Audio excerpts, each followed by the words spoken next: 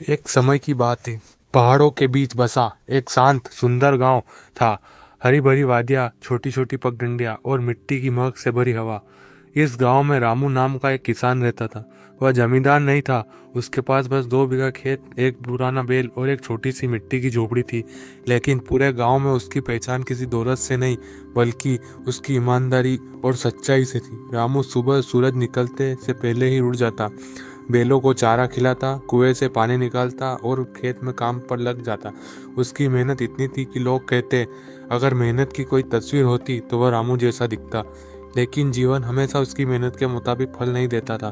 कभी बारिश कम होती, कभी ज़्यादा, कभी फल में कीड़े लग जाते। फिर भी रामू कभी हार नहीं मानता। वह हमेशा कहता, ईमान और मेहनत का फल देर से मिले पर मिलता जरूर है। एक दिन की घटना जिसने सब बदल दिया। एक बार की बात है, गांव में मेलों का मौसम था। रामू सुबह सुबह खेत में निराई कर रहा था कि अचानक उसकी कुदाल किसी कठोर चीज से टकराई। उसके मिट्टी हटाई तो अंदर से एक पुराना पीतल का घड़ा निकला। घड़ा पूरा बंद था, ऊपर मोम लगी हुई थी। रामू का दिल जोरों से धड़कने लगा। उसने घड़ा खोला और जैसे ही उसकी सांस रुक गई, अंदर सोने के सिक्के, चांदी के आभूषण और कीमती रत्नों की चमक थी। यह खजाना सदियों से पुराना लग रहा था। रामू कुछ पल के लिए स्तब्ध रह गया। शायद कोई और होता तो यह खजाना देखकर खुशी से पागल हो जाता, दुनिया बदलने के सपने देखने लगा। पर रामू खामोश खड़ा रहा।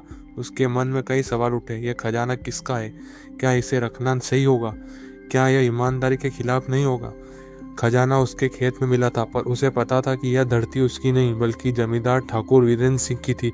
रामू बस खेती करने के लिए उसे सालाना किराया देता था। रामू ने घड़ा उठाया, कपड़े में लपेटा और सीधा जमींदार के दरवाजे पहुंचा। जमींदार की चौंकाने वाली प्रतिक्रिया। ठाकुर साहब बरामदे में बैठे हुक्का पी रहे थे। रामू ने घड़ा उनके सामने रख दिया और सारी बात कह सुनाई। ठाकुर कुछ देर चुप रहे, फिर बोले, रामू, अगर तुम यह खजाना अपने पास रख लेते तो किसी को पता भी नहीं चलता। तुम गरीब आदमी हो, तुम्हें पैसों की जरूरत भी है, फिर भी तुम इसे मेरे पास ले आए, क्यों? रामू ने विम्रता